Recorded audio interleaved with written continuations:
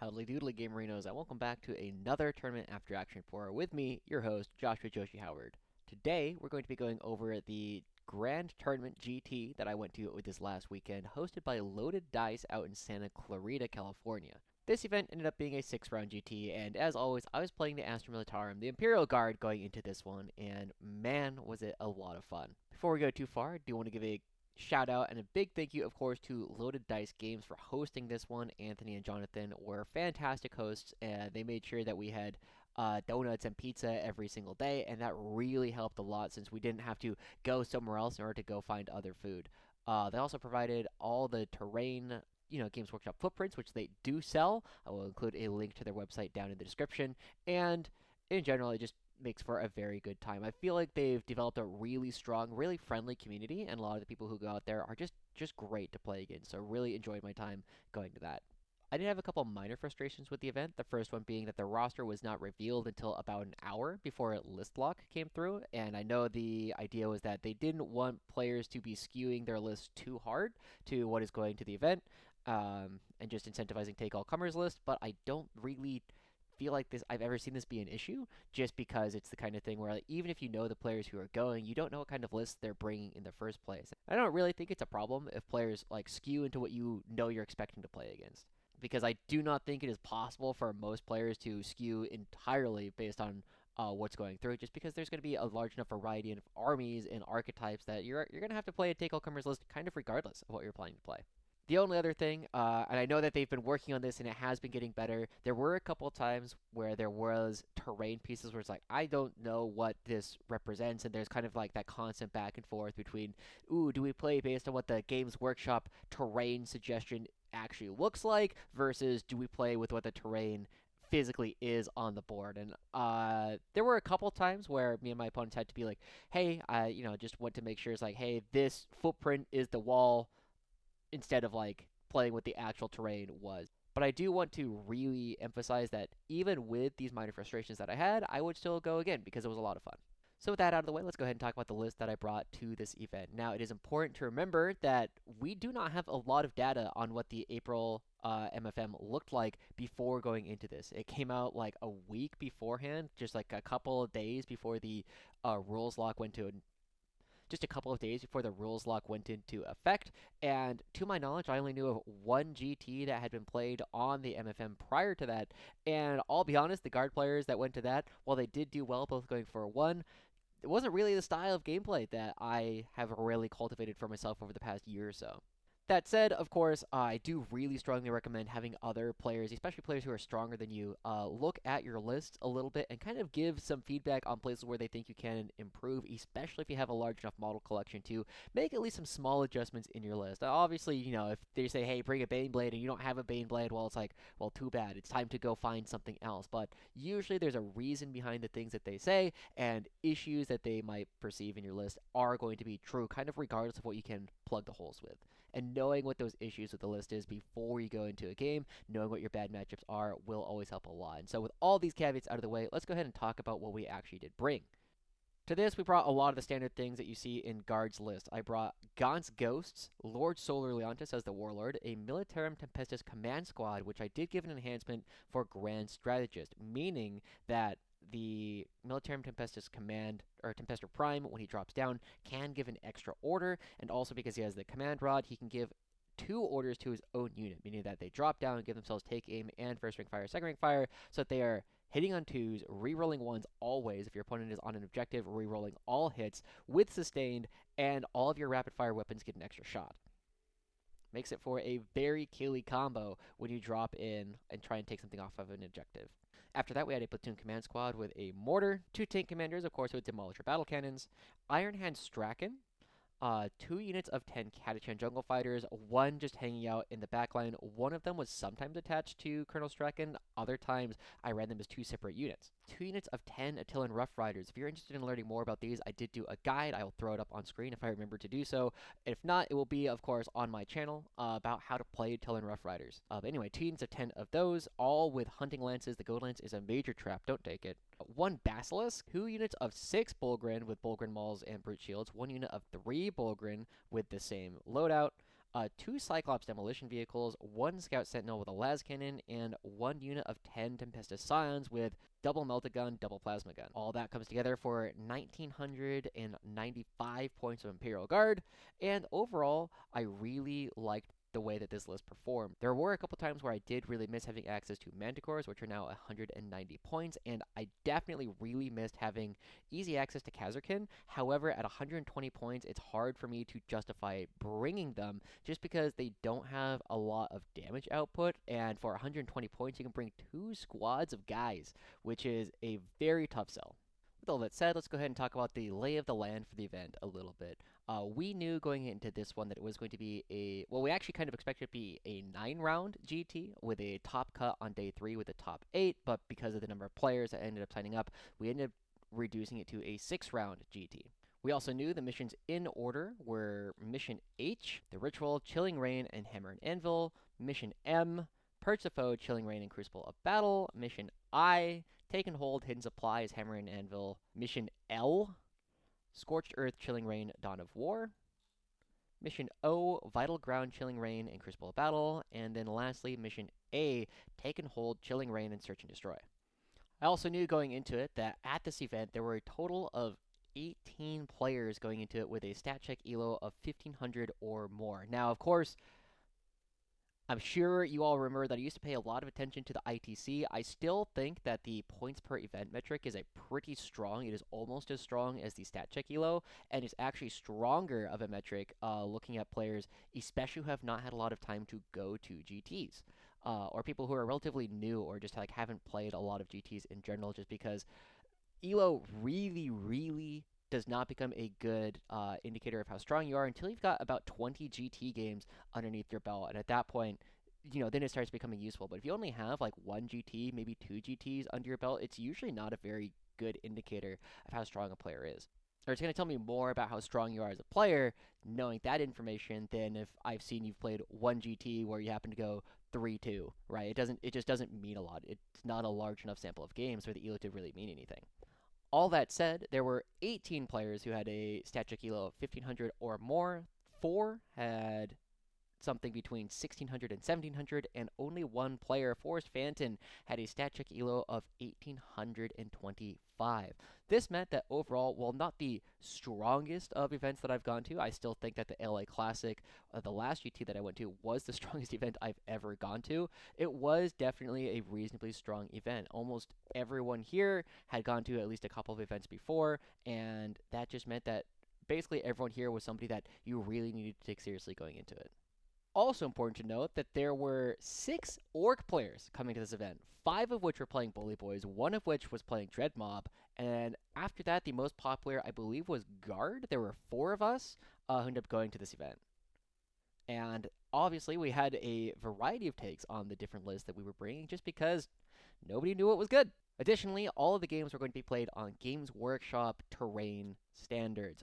We only played on Games Workshop 1, 3, and 4. To be honest, I don't think I've ever played on Games Workshop 2, just because it's weird and the firing lines are all over the place. But yeah, they were on 1, 3, and 4, and you didn't know which one you were playing on before you got to the table. Sometimes they would be different, like you might be playing on 3, and the table next you might be playing on 1. I know Anthony watches these videos, so maybe he can tell me if there was like a way that it was planned out, like somewhere in the back of his mind.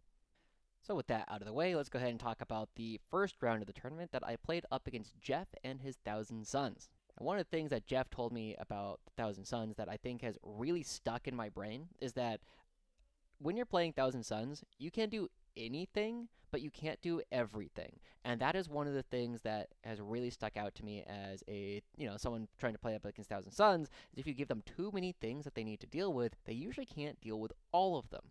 But let's go ahead and talk about Jeff's list real quick. His list included Ahriman, 2 Exalted Sorcerers on discs, 1 Infernal Master with the Arcane Vortex enhancement, Magnus the Red, a Thousand Sons Demon Prince with wings with the Lord of Forbidden Lore enhancement, a Thousand Sons Sorcerer with the Umbralific Crystal, 1 Thousand Sons Sorcerer without enhancement, and then 1, 2, 3, 4 units of 5 Rubric Marines, 2 units of Thousand Sons Chaos Spawn, and then 2 units of Thousand Sons Cultists. This is a very different list for Thousand Suns than the one I'd played up against Nico with at the last GT that I went to. And it definitely felt as though Jeff's list had more tricks to it, and of course, Magnus is one of the best single models in the entire game. He can do basically anything he wants. You can move him multiple times. He can shoot things for a ton of damage, and he does decent melee. And because he moves super far already, he can be a little bit difficult to deal with. Going into the game itself, though, we were playing the Ritual on Hammer and Anvil, and that generally means that you're going to have a string of objectives like here and like here, and then maybe you'll get an extra one out here in the open, depending on where the battle is actually taking place. I ended up deploying, I'm going to try and switch colors here so people can actually see, tank commanders here, rough riders here, and then there was a very defensive deployment actually coming out from Jeff. The only thing of his that was really like on the line was he had some cultists who moved up to here relatively early on, and then Chaos Spawn just kind of hanging out here, and then Magnus was actually playing back here at the very beginning of the deployment. Now, I say this every single time. My goal with this is to try and keep the entire video under an hour and a half long, and especially since we have 6 games going through, I'll just go ahead and talk about some of the different ways, or a couple of the key points that happened during this game. The first one was the game started off pretty slow, right? Like, he put an objective like here, I put one here, then he put one like here, and I put one here, and we end up, just creating some space for ourselves relatively early on. However, because Jeff was playing so far back, I ended up just being able to take my walls of Bullgryn, and I had a unit of 6 like here, and a unit of 6 like here, and then I think I had 3 chilling like here or something. And so I'm already creating space, and by the time turn 3 comes around, or on my turn 2, this unit of Bullgryn is able to make a charge and deny this primary here. Also, this unit of Bullgryn is able to make this charge and deny this primary here. And so holding Jeff to 0 primary on turn 3 was maybe the biggest play of the game. Simply because he never really recovered, and because the battle line is set about here, it means that my objective here, and my 3 Bullgryn like here, are scoring me 10 to 15 points of primary for the rest of the game just because he is pushed so far back. Now, the only really major play that I think I made that went wrong is at some point he has moved out Magnus, and this is on turn 2 or 3, where he has Magnus right about here. And I underestimate how strong Magnus's shooting actually is, and I rapid ingress a unit of horses here about 9 inches away with the intention that they're going to charge into this objective, Magnus, and whatever else is over here. And Magnus just opens up and I think kills like 8 of these horses. So I have like 2 guys left, and if Jeff is watching, he can vouch for me. They end up failing their battle shock, and so what I do is I run them over this way, and they just like hang out here for like a turn or two, just because they're basically dead. They're basically useless. I just want to put them on something where I can potentially threaten here at least a little bit to put some OC on, and also just to hold an objective, because 2 horses are not going to be doing any damage, and the only thing I'm really worried about is making sure that they don't die while battle shocked so I can get them back. However, like I previously said, the fact that I had set the line of battle about here means that there's not a whole lot for Jeff, which was really interesting to me, because talking to him after the game, he ended up saying that he thinks he should have played even further back to make it harder for me to even get these chargers off. And if I'm not able to get these chargers off in the bottom of 2, then maybe on turn 3 and 4, he can take his Rubik Marines and start pushing, and instead the battle line could have been drawn something like this. He's not really going to get past my Bullgryn easily, but because he was pushed so far back and forced to fight in this area, it really put a lot of her on the Thousand Suns. Overall, though, because he was pushed so far back, I ended up denying a ton of primary from Jeff. Like I said, he only scored he scored 0 primary on turn 3, and then while he did eventually reclaim these 2 objectives for turns 4 and 5, he was never able to hold the middle objective, and so he ended up only scoring 25, which was most of the difference in this game. In fact, it was more than the entire difference. I ended up scoring 45 on primary, and he ended up scoring 25 on primary. I ended up winning the game 88 to 69. Nice.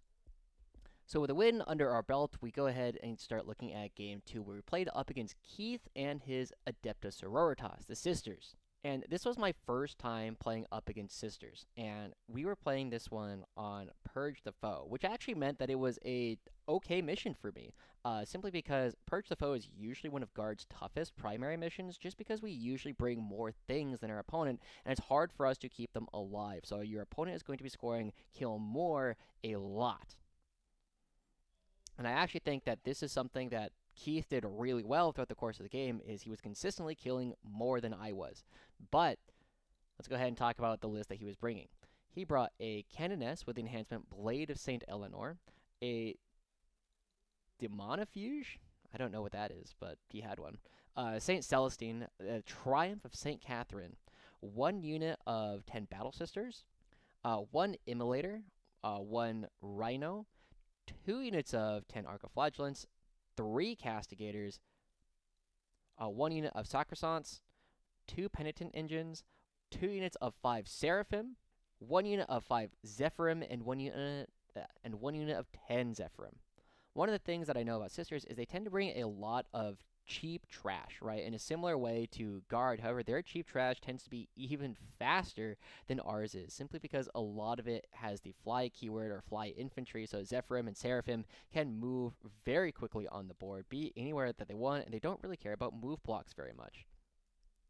They also have 2 units of Arcoflagellants, which are similarly annoying to Bullgryn in actually trying to remove them, because even though they don't really have a save, they do have a 5 up Feel No Pain and 2 wounds. And they also hit surprisingly hard when they actually get into combat. Now, looking at the score that I actually have listed here, I know that something was recorded incorrectly. Either I was supposed to get kill more on turn 1 because I killed something and he didn't, which I don't think is true. I do think he killed something. Or he was supposed to have gotten 4 points on turn 1 for killing something of mine and maybe kill more. So either he's supposed to have 2 more primary points or I'm supposed to have 4 more primary points. Either way, this game ends up being really, really close. We do actually a lot of secondary scoring on both sides, but Keith ends up bricking 1 throughout the course of the game, and I end up scoring. I basically just score my secondary just straight through the game. However, one of the things that I kind of mentioned is that Keith was really, really good at making sure I never killed more than he did. And something that was kind of nice is going second on Purge the Foe really allows you to kind of know how many things you need to kill in order to swing back. And I remember talking to one of my friends and finding that Purge the Foe is actually one of the missions that has the highest go second win rate in the entire game. And of course, going first, I end up just trying to create space on the board. One of the things that ended up happening this game is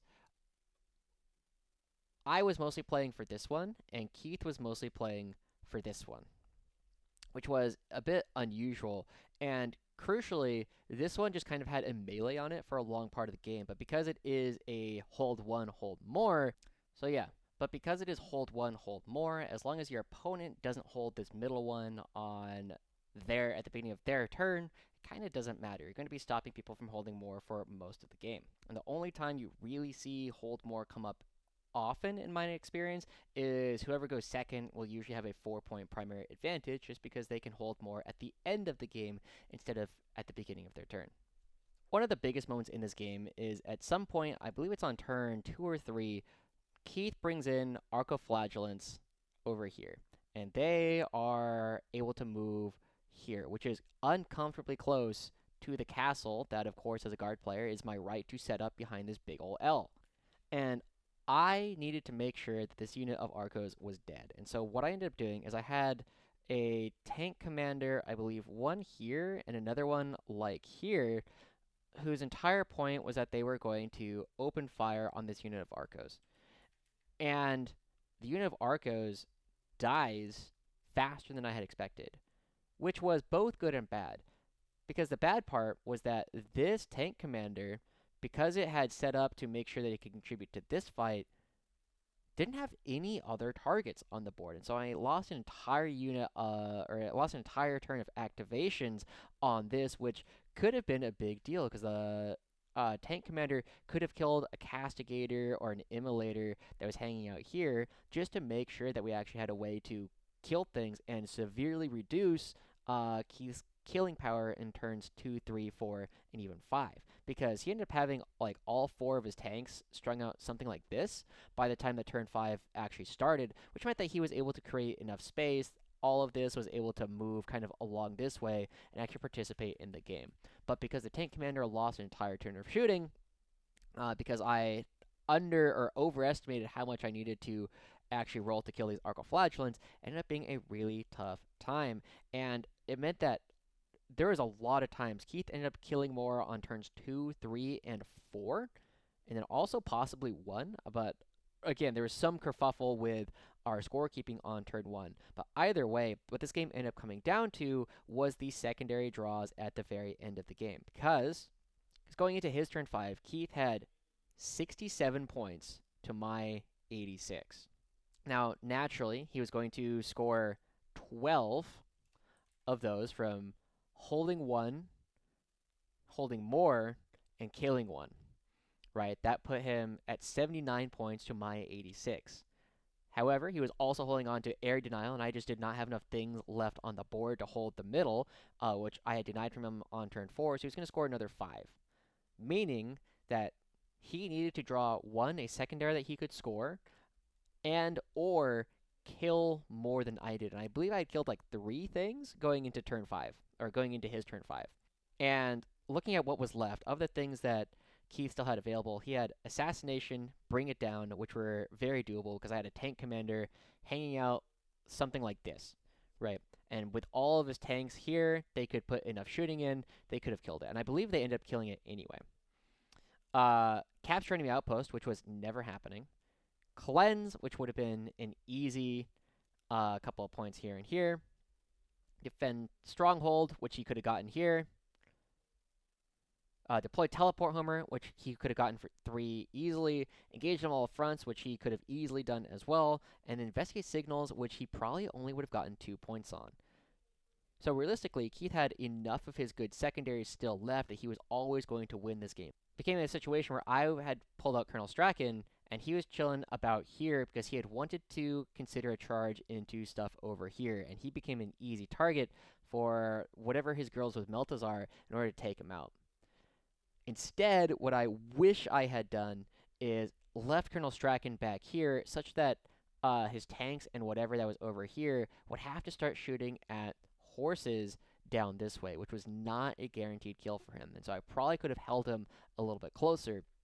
But either way, it ends up being a really close game determined by the way that he played turn 5. He had enough things to actually close this one out. I ended up losing this game 86 to Keith's 93 in a very close game. And I do very much believe going into this one, I had a very real chance, even though it was my first time playing into Sisters. And also, Keith had a very real chance as well. I believe that this is definitely a game I could have taken.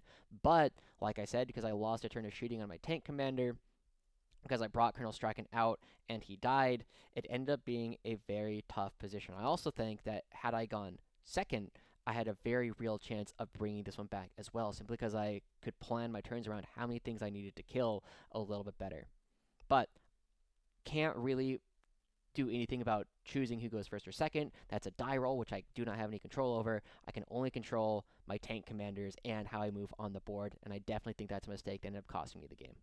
So with my hopes of winning the whole thing dashed in the second round, but not of potentially making the third day, because at this point I had not heard that it was confirmed that day 3 wasn't happening. I heard a confirmation on day 2 of the event.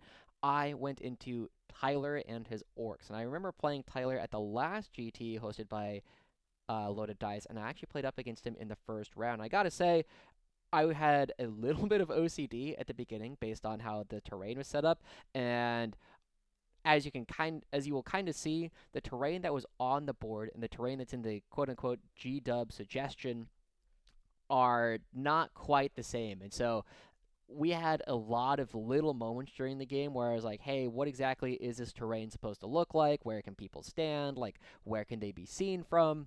And ultimately, it ended up being totally fine. One of the things that I think helped a lot is playing up against Tyler. He's one of my favorite opponents to play against, just because he and everybody else in the $1 Billion Clown Farm Club really enjoy playing against because it doesn't really matter who's winning the game. Everyone's having a good time. And that's one of the things I love about playing up against these guys. Anyway, going into Tyler's actual list, like I said, he was playing Orks and the Bully Boys. He ended up having. Oh yeah, this is the one part. I told him I both love and hate it just because it is like a little bit hard to read his list right off the bat. But he gives every single one of his war bosses a name, which is kind of cool. But also like now as I'm trying to read it back, I was like, who are these guys? But he has one, two, three war bosses, one of which had the Edge Stomp enhancement. He had one war boss in Mega Armor with the Teleporter enhancement. He had 2 units of 10 boys, 3 trucks, 2 battle wagons, 2 units of 10 Gretchen, 2 units of 5 Mega Knobs and 1 unit of 6 Mega Knobs, 3 units of 5 Knobs, and then 2 units of 5 Storm Boys. And ultimately, one of the major things about my prep going into this is trying to figure out how effectively I could kill a lot of his things. And it was definitely an overestimation on my part with how easily I would be able to kill things. One of the things that I do kind of like about this deployment zone, at least with my list, is I can drop unit of horses like here and unit of horses here, and especially if my opponent doesn't have any shooting, it's relatively easy for them to kind of stage here, here, and like here if I need, depending on like how fast my opponent is and how much shooting that they actually have. And it creates a lot of pressure on these no man's land objectives because they move 12, they move 15, and, you know, if this is 12, then, like, this is 12, and, like, this is 12, which means it's relatively easy for me to create a lot of control over these objectives. And one of the things that I kind of expected going into this one was that I would have the ability for Bullgryn to just kind of create a line about here that he could not cross. And I was very, very wrong about this. Now, I'm going to go ahead and give you guys a brief overview of what I think I should have done, because I did end up going first, and again, this is taken hold, so you score... Oh, and also hidden supplies. So we had our objectives here and here. Okay? Now, here's what I think I should have done instead of what I did. What I ended up doing is, like I said, I staged horses here and here. And then Bullgryn created like a line here and here, and I had another unit of 3 Bullgryn just kind of chilling around here. No, they were actually chilling on this home objective at the beginning because I just needed someone to stand on it at the beginning. I probably could have put a Basilisk here, actually. That probably would have been smarter, but either way. Yeah, that would have been super smart, because if the Bullgryn were instead like here, that would have been a huge difference. It took them a while to get into the game. Anyway, what I think I should have done is I started the game with a unit of horses, something like this. Okay? Now, from one deployment zone to the other is 24 inches. And even if moving 15 inches, it means that you're minimum 9-inch charge from being on the line to something that your opponent has on the line. That's really far. Something that I think I should have done instead is, because Orks basically do not have the fly keyword anywhere except on Storm Boys, and crucially, trucks and battle wagons don't, neither do any of the lads.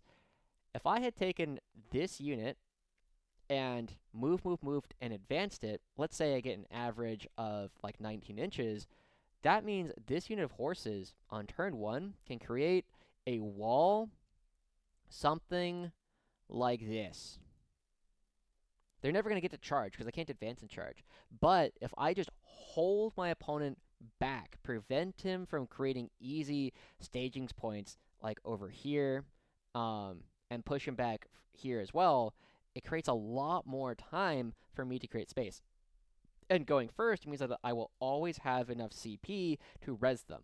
Then, on turn 2, when my opponent inevitably calls the Wa, because I have placed my other unit of horses somewhere in here, they do the same thing. And on turn 2, I create a wall wherever he has his guys. And that means that Bullgryn are sitting here, here, here, here, wherever to score me 15 primary on turn 2. I didn't do that, though. I thought I would have the damage to chew through him. And things actually started off quite well, because I had Gaunt's Ghost when I went first. They opened up, they killed this truck. And Tyler was actually really surprised. I was pretty surprised too, because he was like, oh, I'm going to play it here because the tank commander here will not be able to pull line of sight on it on turn 1.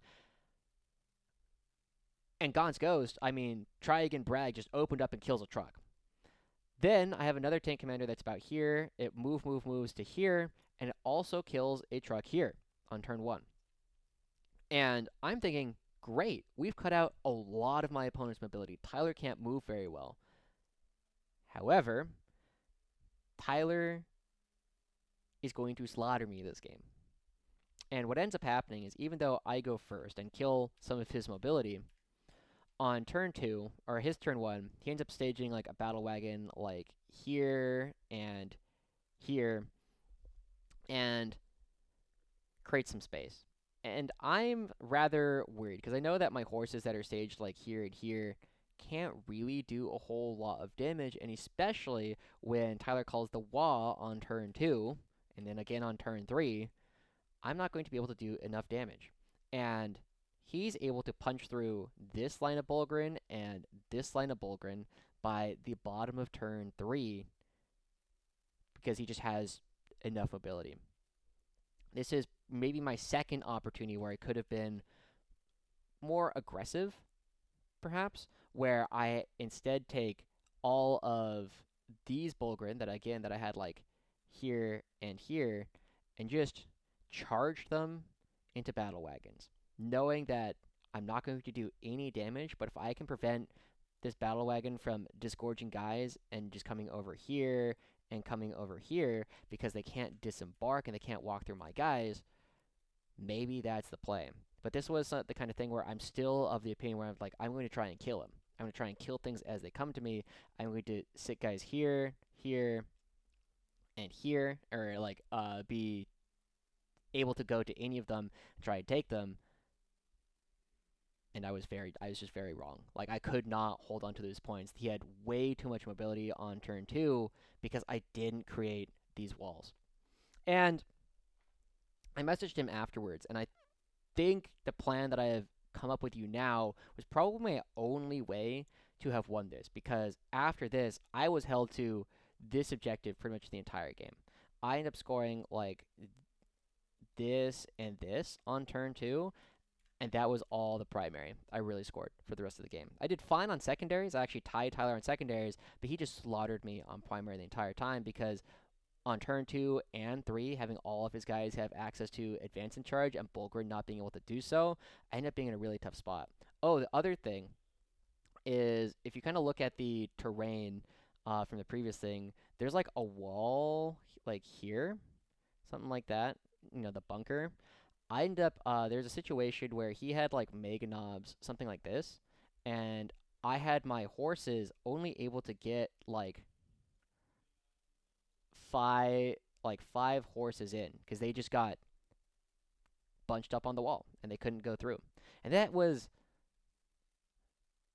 a little annoying to me at the time, but it was also the kind of thing where I had established with Tyler relatively early on that, you know, these are not things the horses can go through because they're not infantry. And, you know, it is what it is. I still do not think my getting blocked here lost me the game. However,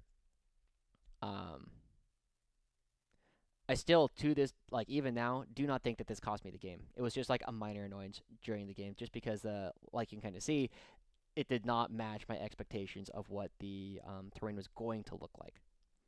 But yeah, Tyler's a good player. A lot of fun. I had a great time. We ended up playing all 5 turns out, even though I was absolutely rocked because I knew that points was going to be the major tiebreaker after game wins. And so I ended up scoring, decently well considering I got absolutely blasted this game. I still scored 69, nice, to 94 from Tyler. And so that means that by the end of day 1, I have gone 1-2. But I didn't feel that bad about this because, if you look back to the lay of the land, both Keith and Tyler were players who were one higher elo, or I didn't feel that bad because I knew that Tyler was going to be a tough matchup. I knew that Orks was going to be tough for me to play against, and I knew Tyler was also a good player. Um, Keith was also a player that I think I could have won against, but I had a great time. It was a really close game. So even though I had a 1-2 day 1, I felt as though I played fine. And that really set me up and put a fire under me to go into day 2, knowing that if I still wanted to make day 3, which I thought might have still been happening at this point, I needed to win all 3 of my games on day 2. So I went home that night and I looked at who was playing the next day because the pairings were up. And I was playing up against Teresa and her Blood Angels, Sons of Sanguinius. And one of the things that I saw, because the last time I played Blood Angels was against a guy named Victor. He's a great guy, but he was not playing the Sanguinar. And I looked up what the Sanguinar does, and I'm like, oh man, this unit will drop down and entirely prevent me from actually charging with horses until the Sanguinar is on the board. And that was a massive problem for the way that I was hoping to play into the Blood Angels. But let's go over Teresa's list real quick. Like we said, it was Blood Angels, Sons of Sanguinius, and Teresa was playing a Captain, Lamarties, a Sanguinary Priest with Jump Pack, the Sanguinor, 1 unit of Assault Intercessors, 1 unit of Normal Intercessors, an Impulsor, 3 units of 5 Assault Intercessors with Jump Packs, a Ball Predator, 1 unit of 10 Death Company Marines, 1 unit of 5 Death Company Marines, a Gladiator Lancer, 1 unit of Infiltrators, 1 unit of Scouts, and 1 unit of Vanguard Vets with Jump Packs. Or 1 unit of 10 Vanguard Vets with Jump Packs. This game we were playing on Scorched Earth on Dawn of War. And of course, Chilling Rain. And so, basically my plan in this one was I was going to deploy horses here, the castle here, and Bullgryn were going to go, yeah, and just kind of create a screen. My biggest worry this game was rapid ingress threats from Death Company and Assault Intercessors because they could move super, super quickly. I knew I just needed to hold my home objective and 1 thing per turn, and as long as I was denying primary, which I thought was pretty reasonable to do because my tank commanders could kind of hang out here and then potentially move to here because Teresa's Lancer started back here, it was going to be difficult for this Lancer to actually pull line of sight on a tank commander that was here. Thinking about it, I do think the Lancer probably could have played like over here instead, just because this is a really long sight line. It can move this way to pull here or there, and I can't really super easily pull line of sight. Let's see. It is 24. Yeah, like it's easier for the Lancer to pull line of sight than it is for the tank commander, just because the Lancer has much greater range on his las cannons or whatever the big las weapons are called. One of the big things I did know about this game was that I was just going to need to park horses like here and here to make sure that I was not going to get rapid ingress anywhere in my deployment zone. And then as long as I kept enough stuff just like spread out in here, I could prevent rapid ingress there. And by creating screens here, here, and here, I could also prevent Teresa from ever really rapid ingressing on my half of the board. But there are a couple of major turning points that happen in this game because Teresa gets really, really unlucky this game. The first one is, like I said, I took some Bullgryn and they charged, I think it's just regular Intercessors and the Ball Predator that are here. Okay. And Teresa has the Vanguard Vets with Storm Shields like here. So I take my Basilisk. So I take my Basilisk. Pew, pew, that's a Basilisk. And it shoots these. That means that these guys are -2 move, advance, and charge. And on turn 1, when my Bullgryn have gotten in here, these guys go for a counter charge, and I think my closest Bullgryn is about here. The biggest point is that from the front guy to the front Bullgryn is a 5-inch charge, but at -2. So effectively, it's a 7-inch charge. And Teresa goes for it, takes all these Death Guard, or Vanguard vets, and they come out, and they go for the charge, and they fail. I think she rolls like a 4 on the dice, meaning it's a 2. And then she rolls a 6 on the dice, meaning that it's a 4, which is just shy of what she needs to actually get the Vanguard vets into the Bullgryn. And that's massive, right? Suddenly these Bullgryn are living when they're not supposed to. So that's the first major, I don't want to call it mishap, but the first major time when the Emperor says no. It is not the Blood Angel's time. During my turn 1, I park like some Bullgryn around here. And Assault Intercessors with jetpacks come out around here, and they try and make this charge. And I think it's a 7 on Teresa's turn 2. And, you know, the Assault Intercessors make it. However, Assault Intercessors are not going to kill basically any Bullgryn. I think maybe they killed 1 Bullgryn, which means that I still had 5 Bullgryn swinging right back on into the Assault Intercessors. And Bullgryn have 4 attacks that hit on 3s at Strength 7, AP 1, Damage 2. And it is very important, 1, that Teresa makes this charge to get guys who are not on the point to, 1, get on the point, because this was the tempting target. But it's also very important that they live. And so Teresa also pops Armor of Contempt, which makes the Bullgryn AP 0. Anyway, the Bullgryn goes swing. They're hitting on 3s, wounding on 3s. And then because Teresa is saving on 3s, most of the time, Teresa's going to lose 2 or 3 Marines in this engagement. Teresa has 8 saves to make. And she's saving on 3s. And she fails 5 of them. Meaning, a couple of things. 1, these Assault Intercessors, having just charged in, are now all dead. Meaning that tempting target here is failed. But also crucially, because my Bullgryn, which were here, they were not on the point. Specifically because I was trying to make charges more difficult. When they killed all of these Assault Intercessors, I was able to consolidate these Bullgryn onto the point on for my turn 2, meaning that not only did Teresa not get a tempting target on turn 2, but I also scored an extra 5 primary because of it. So this abysmal roll ends up being a 10-point swing in the guard's favor. The other major thing that happened is, I believe on turn 2, I take another unit of Bullgryn and charge something over here. And the Sanguinor hops in and is like, hey guys, what's up? And the Sanguinor kills like 1 guy. Maybe. I think the Sanguinor kills less than 1 Bullgryn. And this was a huge relief to me in the bottom of 2, because the horses that I had parked here, the horses that I had parked here, were now unleashed.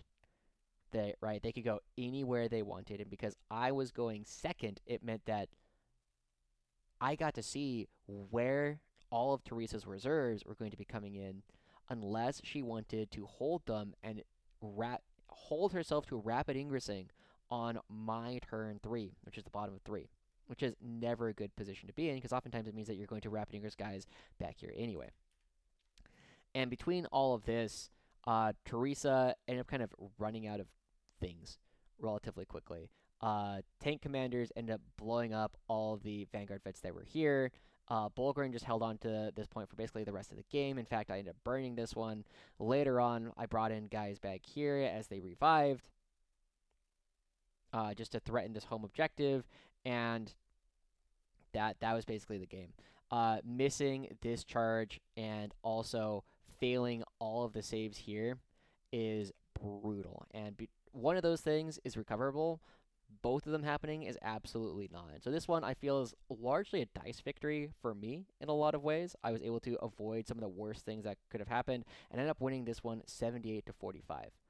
But kind of like I said before, big shout outs to Teresa and again all of the $1 billion clown farm people, because as far as I could tell, Teresa was still having a great time. It meant that I was still having a great time, even as the dice were just kind of deciding the game relatively early on. So a lot of fun for that one. I end up winning that, and it means that I am 2-3 going into Game 5. For Game 5, I ended up playing up against Casey and his Eldar. And Casey was playing a different style of Eldar than one I'm used to seeing.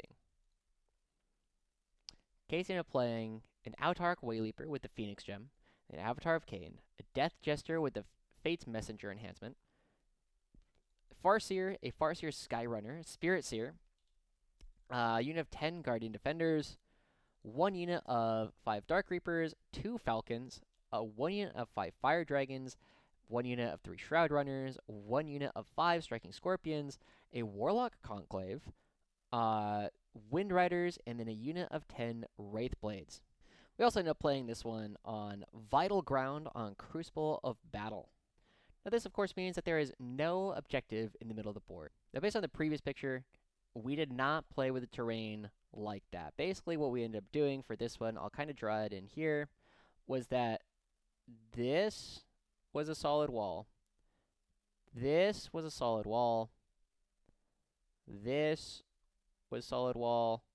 And then both of these were solid walls. So no, my Lord Solar and his entourage were not just sitting in the open. Additionally, anything that was standing here could not be shot from this direction. Oh, and then, sorry, one last thing. Of course, this was a solid wall. Now, we talked about this at the very beginning. We agreed to it, and I think we were both pretty happy about that. Oh, and then I suppose that these pieces of terrain end up being swapped from what they were on the Games Workshop. So this is, you know, the wall, this is the wall, and then this is the 2-inch part. Okay. All that out of the way. Vital Ground is a very interesting one for me, just because it's very dependent on where the Avatar and the Wraith Blades go. And I think one of the things that helped me out a lot in this game is that Casey ended up deciding that both the Wraith Blades and the Avatar were going to go play for this. And he did not send a lot down this way to actually play for it. However, he did send enough things to deny me primary on that for 2 turns. But my basic plan for this one was I was going to take some Catachan, and they were going to go hang out here. I would have tank commanders here and here that could pop out wherever it is that they really needed to be. And then I would have just waves of Bullgryn going here. So I ended up having a unit of 6 and a unit of 3 hanging out relatively early on, and then I had a unit of 6 more Bullgryn here that were just going to create pressure. But this one ended up being a lot just about, you know, the cards being drawn. Neither of us scored particularly well on primary, but to his credit, Casey did end up holding this for an extra turn, then I held this one, which ended up meaning that he had a 5-point swing on primary. However, the major plans for this game, I made one major play, which, to his credit, Casey withstood very well. So the first thing is I had Gaunt's Ghost at some point. They came in here, and they tried to snipe out the Spirit Seer, which was somewhere in here. And it had a damage force sniper rifle. But partly because you can kind of see that the Fate dice on the previous picture were here, he was actually rolling really well on his Fate dice. And so it meant that he had a lot of opportunities to use Fate dice as saves, and he was able to get the Spirit Seer alive. The other part of this plan was I really wanted the Spirit Seer dead. So Colonel Straken charges over, spends 1 CP to get precision, and ends up leaving the Spirit Seer on 1 attack worth because he ended up rolling. I got 4 attacks through. He ended up saving, or he rolled 3 of them, saved 2 of them, and then he used another fate dice to guarantee that the Spirit Sword did not die. Then the other part of this plan was that I was going to take a blob of horses, which you got to see here, and they were going to run across here and charge into the Wraith Blades and the Warlock Conclave. One, to get rid of the ability to flip Fate Dice to 6s, and also to just try and slow down the Wraith Blades. Now, I did kill the Farseer, but all these horses ended up dying, which ended up being not great. Overall, I did not think all of them would die. I thought I would live with 1 or 2 of them still alive, but it did mean that the Wraith Blades that were here ended up getting close enough to here. But other than that, the Wraith Blades kind of didn't play a huge part in the game. I would shoot them with a Basilisk almost every turn, such that they never really had the movement speed to go somewhere else. And so this massive, like, 400 or 500 point unit of Wraith Blades, yes, they did hold this, but that was mostly all they did for the game. But the biggest thing about this game is the way that we played on turn 5.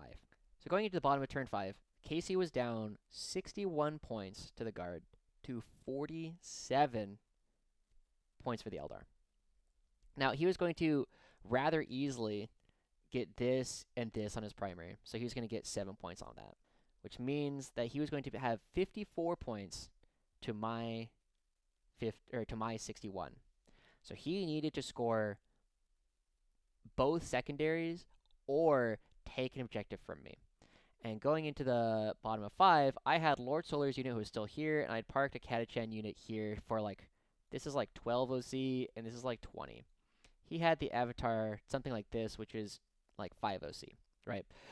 Even if the Avatar kills this, he's not going to be able to come over here, charge, and kill enough of this unit to take this from me. And crucially, his draws were engage on all fronts and storm hostile objective. It was rather easy for him to score engage on all fronts. He had the Avatar here. He was able to take something fast and bring it over this way. He had the Wraith Blades here, and then he just had guys over here. So he got 5 on that pretty trivially. However, he had 1 chance. I had 3 horses who were here on the objective and my tank commander. And he had his unit of Windrunners chilling here. And they, with an auto 6 advance, were going to be able to put 7 OC on this objective. And I had 3 from the horses and 3 from the tank. So what the game became was if he was able to pull this off, he would have scored 5 points on Storm Hostile objective and 5 points on primary at the end of the game. And so the only real play that I had from this was that this tank commander had to shoot Overwatch. And if it kills 1 model, I win the game. Because he would not be able to put enough OC. It would have killed 1 of the Wind Riders, which it sounds like must have been OC2. So it would have taken him from 7 OC down to 5. And as we all know, 5 is less than 6. So, I declare my Overwatch. I start off, I roll a 5 on the number of shots with the main gun, which plus 3 is 8. I don't roll a single 6. I'm worried. That's where most of my shots are going to be coming from, especially my high-quality shots. Then I roll my multi-meltas, and I get 4 shots, and I roll 1 6. And because Eldar toughness 4 on bikes, I just need to do it on a 2, and I do. And this becomes the last opportunity for Casey to try and save, because these guys apparently have a 6+ invul save. Or some kind of save. And he rolls it. He rolls a 5. But he spent his last CP of the game on making the auto 6 advance. And so with that going through, by killing 1 of these models, I end up winning the game by 2 points. I end up winning this game 61 to 59. And that is probably the closest game I feel like I've ever had. Because even though I've had draws in the past, I've had games that are literally tied. This is the one that came down to, well, here it is. This is the one set of die rolls that you need to make, and that'll determine how the game goes. And it's an Overwatch because you're hitting on sixes, right? It is so swingy. I could have legitimately killed the entire unit. I also could have done absolutely no damage. And that's what it comes down to. I end up winning this one. That means that I go into round 6, 3-2. So for my last game of the day, I end up playing up against James and his Salamanders. Like we said, James was playing Salamanders in the Firestorm Assault Force. He was running Ajax Agaton, a captain with the Champion of Humanity enhancement, a librarian in Terminator armor with the War Tempered Artifice enhancement, a lieutenant with combi weapon with the Adamantine Mantle enhancement, one unit of 5 Assault Intercessors, one unit of Blade Guard Veterans, one unit of Eradicators, a Gladiator Lancer, one Inceptor Squad, one 3-man Inceptor Squad with Bolters, an Infernus Squad, which we lovingly called Fernies, an Infiltrator Squad, a Land Raider Redeemer, a Redemptor Dreadnought, a Scout Squad, a Terminator Squad, and a Calidus Assassin. Now, this one being on potentially one of the best terrain layouts for Guard, or at least for my Guard list, because with guys with horses staging here and here, it's rather trivial for us to get charges off into things here and to things here. Also, Bullgryn could do a similar thing, right? Bullgryn, who are chilling here, can make this charge, and Bullgryn, who are chilling here, can relatively easily make this charge. And that's kind of what happened. This one being on take and hold with search and destroy. So a couple of things happened early on in the game. Firstly, I had a unit of horses deployed somewhere in here. Bullgryn, Bullgryn, Bullgryn, and then tank commander, tank commander. And James had like scouts, but he made an interesting decision to put his Calidus here at the very beginning of the game. And I made 3 very crucial charges to start things off. So firstly, these Bullgryn, there's a Land Raider Redeemer here, and something else here. And these Bullgryn go and make this charge. He has his Dreadnought right here. And something else here as well. I think it's the Fernies. Fernies. These Bullgryn make this charge. The Rough Riders come over here, and the Tank Commander comes over here. Tank Commander blows these guys away, and the Rough Riders make this charge into the Calidus. So on turn 1, I'm creating a situation where he's blocked off here, it's blocked off here, and the Calidus and the Scouts are dead. And that's kind of the story of the game, because it becomes very difficult after that for any of these things to move. I actually use a Basilisk again to ping. There's like some guys here or something that are trying to make a charge into the Bullgryn when they come in, but they end up missing the charge because they're at -2. And so after that, he brings out like guys here, guys come here, and on turn 2, my tank commanders open up, kill this unit. I drop a bunch of Scions on turn 2 here and kill units that are here. And then I just never really give control back of the game to him. Horses come in. This is one of the other things I love about this deployment, is that horses can come in here, and they have freedom to charge this way or this way. And I don't need to spend CP on rapid ingress. Just by dropping guys here, it is able to create enough threat that a lot of times people will just respect it and not really try and do anything over there. But this game was realistically pretty over at the top of turn 2. James does not score a lot of primary this game. He scores 25 by holding 5, 5, 5, and then I think like 10. And then he actually bricks his entire first 3 turns. On his first 3 turns, James scores no prisoners for 2 points in secondary. And he ends up bringing it back. He ends up scoring like 19 on turns 4 and 5.